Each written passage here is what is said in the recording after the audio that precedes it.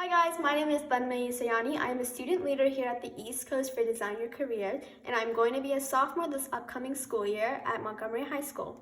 Some activities that I enjoy doing are fencing, taekwondo, and giving back to the community, hence why I joined DYC.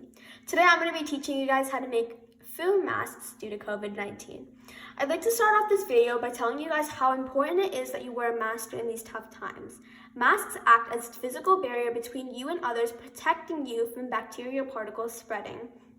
Though it does not ensure that you won't get the virus, it does provide respiratory protection. I urge you to take my advice and wear a mask or purchase one, but I will show you how to make one in this upcoming video. Thank you so much, and I hope you enjoy. Some additional materials that you'll be needing are scissors, a sewing machine, and some thread. So you are going to need 4 of the pieces that you cut out from the dimensions given before. If 2 of your pieces have patterns, make sure that the pattern sides are touching each other when you do this step. To start off your mask, you want to take 2 pieces of your fabric, start from the pointy side, and stitch about 1/2 inch in all the way to the end.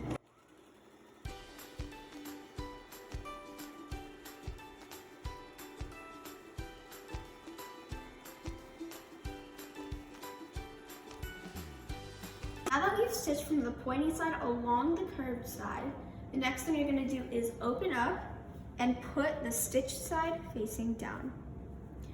Then what you're going to want to do is take both sides and fold it back about 1/2 inch and stitch as close to the line as possible.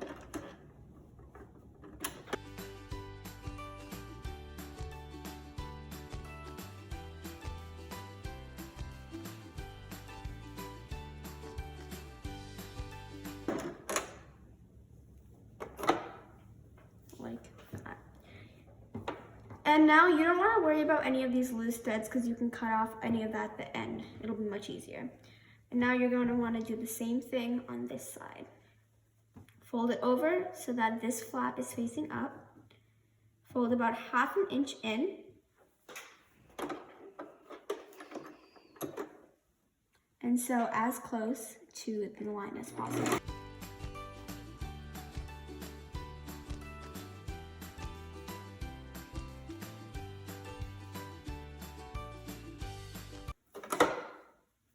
So now we're going to put this aside for now and grab onto the next one, which is going to be my pattern. Throughout all of this, you want to make sure all of the corners are touching one another, so it'll be much easier. Now what you're going to do is the same thing that you did for this. You're going to want to go from the pointy side all the way to the end, leaving about 1/2 inch.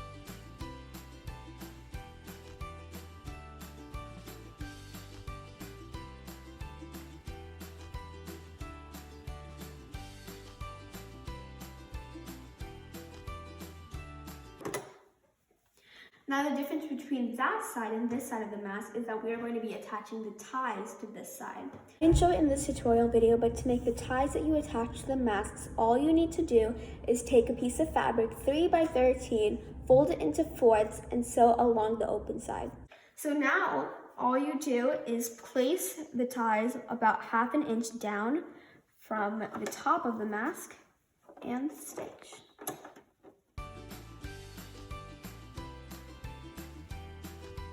And as you go, attach.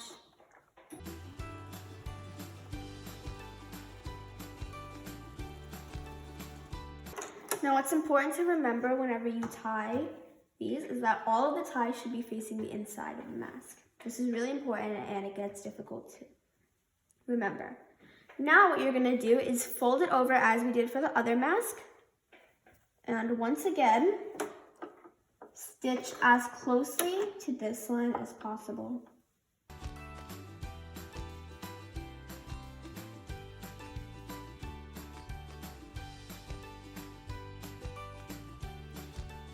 This is the mask so far with all of the 4 corners attached, and as you can see, all of the stitches are facing the same way. At this point, you may begin to notice a bunch of loose threads, but don't even worry about that because those will be easier to cut off towards the end. For the final steps of our mask, what we are going to be doing is attaching the 2 halves to each other. When we do this, we want to make sure that this flap we have on both the masks is facing either both the table and the ceiling and facing towards the same direction. Next, what we're going to do is stitch along the top side here and the bottom side, making sure they are lined up correctly. Once you have stitched both the top and the bottom of the mask, you only have the sides open.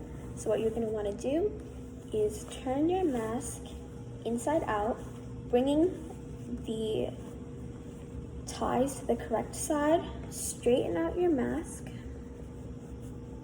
Once your mask is straightened out, you have a choice to make. You could either leave the sides open to insert a filter, or you can close them off.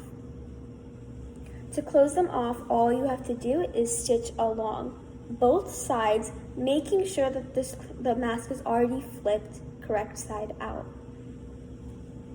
I chose to close off all of the sides of my mask, but whether you choose to do this additional step or not, now would be the time to cut off any of the loose ends just to make it visually appealing. And with that, that is the completed tutorial on how to make your own foo mask. I hope you all enjoyed and didn't find that too complicated. If you have any additional questions, please contact info@dyc.com. Thank you.